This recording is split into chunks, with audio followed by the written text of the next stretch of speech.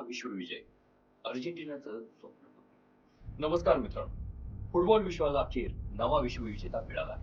स्पेनने 2026 चा FIFA world cup जिंकत पुन्हा एकदा जगावर आपली छाप ठेवली।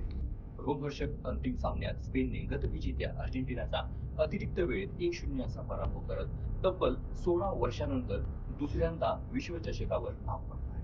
पण हा सामना एका गोलचा नव्हता, हा सामना होता अनुभवयुक्त युवा जोश, मेसीच्या शेवटच्या विश्वचषक स्वप्नांचा आणि स्पेनच्या नव्या सुवर्णयुगाचा। चला जाणून घेऊया कालच्या फायनलमध्ये नेमकं काय झालं। इतिहास घडला, स्पेन पुन्हा जगाचा आजच्या न्यूयॉर्क जेट्सच्या स्टेडियममध्ये खेळल्या गेलेल्या अंतिम सामन्यात फक्त स्पेन जिंकले 5-11 आणि सातत्याने अर्जेंटिनाच्या लक्षात दबाव। दुसरीकडे अर्जेंटिना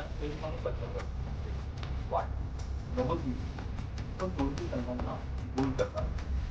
सामना गेला अतिरिक्त वेळ आणि 107व्या मिनिटाला संपूर्ण स्टेडियम निको विलियम्सच्या हेडवर आलेले फेरान टोरेसनं पहिल्याच स्पर्शात जाळ्यात टाकलं आणि स्पेनला मिळाला विजयाचा गोल आणि मेसीचं स्वप्न अपूर्ण राहिलं। अर्जेंटिनासाठी हा पराभव केवळ एका सामन्याचा, तो एका युगाचा भावनिक शेवट ठरू शकतो।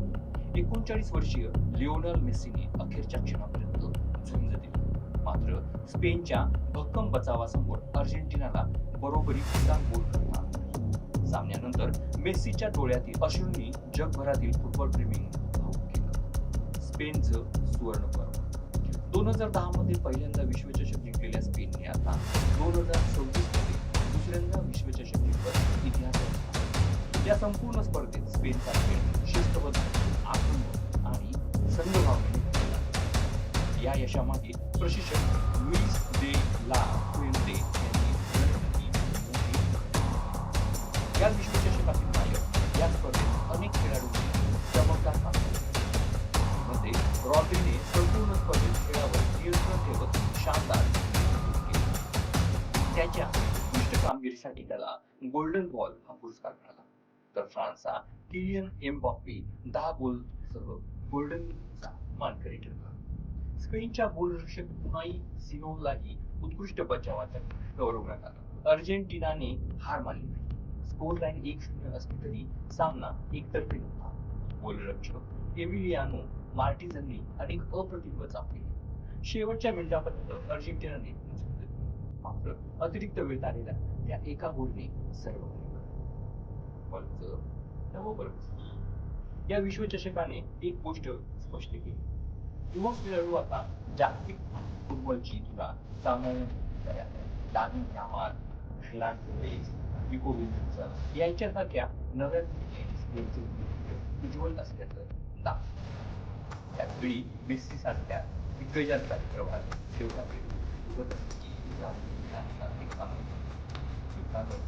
2026 चा फिफा वर्ल्ड कप आपल्याला अनेक गोष्टी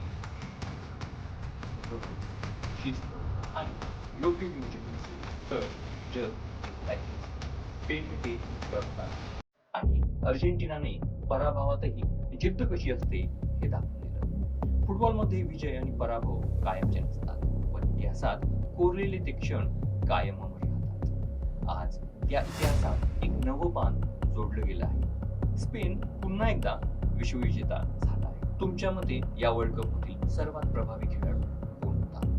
फेरान टोरेस, रॉड्री की लामिन यामाल की लिओनेल मेसी? तुमचं मत कमेंट मध्ये नक्की लिहा। अशाच दर्जेदार आणि माहितीपूर्ण व्हिडिओसाठी बिंदास बोलू चॅनलला सबस्क्राईब करायला